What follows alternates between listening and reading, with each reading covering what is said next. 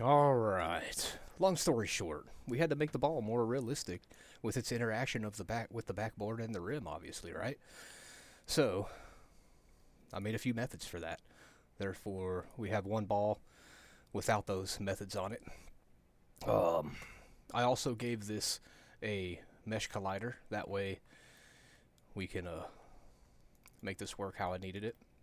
So the ball without any of these methods, well, it's really hard to actually get it in there, and the higher velocity is going at the backboard, the more propensity is just going to have to bounce right off, and never have a chance to actually bounce in there like a basketball does with this interaction with a backboard and a rim, and how a person shoots a basketball gives it that little spin.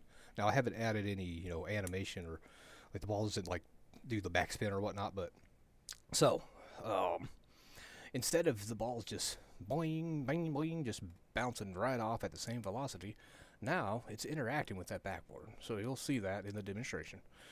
We've added a bounce material here. Here's some parameters. These really matter here.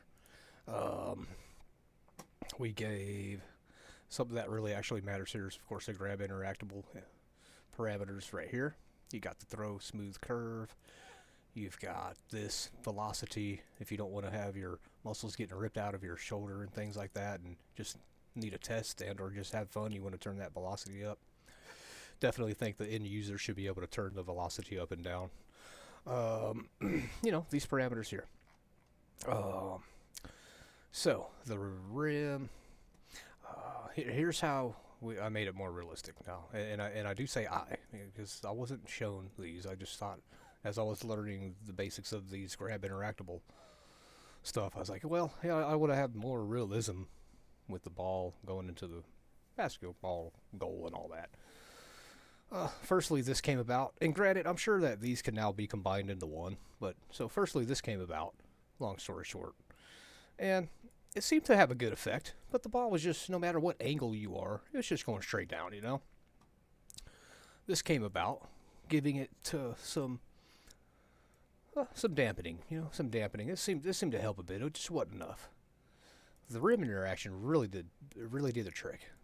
So we gave the hoop rim tag, as you can see, and now that ball really gives the ball the propensity to actually go toward that rim. Now, granted, it absolutely does not make it to where, oh, it's cheating and now you're making the ball every time. Absolutely not. No, absolutely not.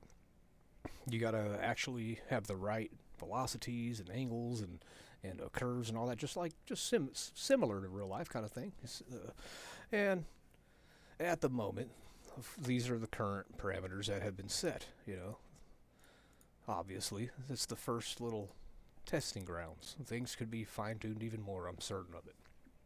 And well, for the first time, kind of approaching this kind of thing in VR, and coming up with those myself and making it more realistic, I definitely feel pretty good about it. Now, let's get the demonstration. This ball here, that's always going to be right on this side, is going to be the bad ball. We'll get that demo going.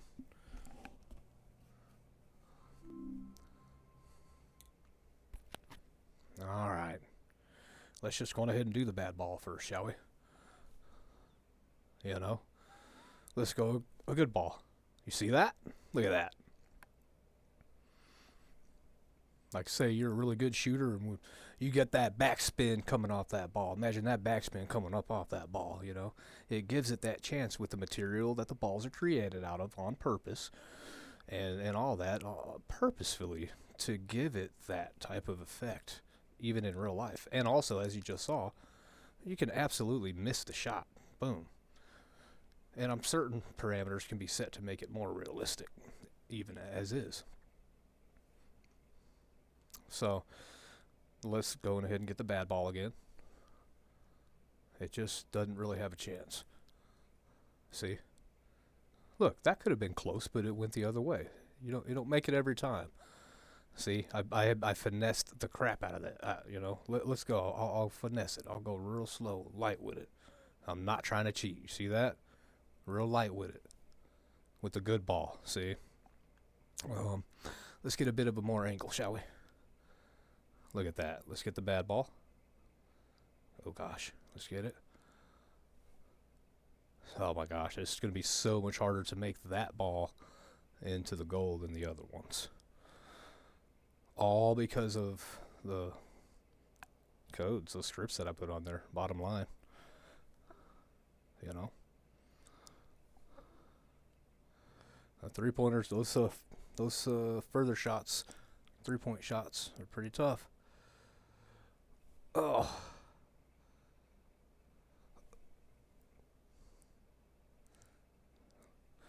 See if I can get one. I'll just try a couple more times. Uh-oh, something happened there. Ooh, almost. Let's try one more three. Oh, now with the bad ball, though. See if we could even get close. Okay, I'm just bad at shooting the ball. How about that? Yeah, that was a good, decent little deep two, though. See? That was the bad ball. It should have had a chance. It just came flying back at us and wanted to break our nose. You know. So essentially, you get used to whatever basketball game is out there and the feel of the shot. And once you get the hang of how their velocity is, and or I bet you anything, I'll bet you anything, they let you set that velocity, you're going to get used to taking shots. See, as you can see, I'm getting a little bit better at this one spot, of course. Hey, practice makes perfect, right? Look at that, look at that. See? And then one more time with the bad ball. Like, no, let's get a better example here. One more time with the bad ball. That didn't count. Let's still do one more time with the bad ball. Let it pop up. There we go. Hey, what do you know? Nothing but net. I'm getting too good at that spot. Look at that. Bad ball. No chance. So, that's really about it in a nutshell.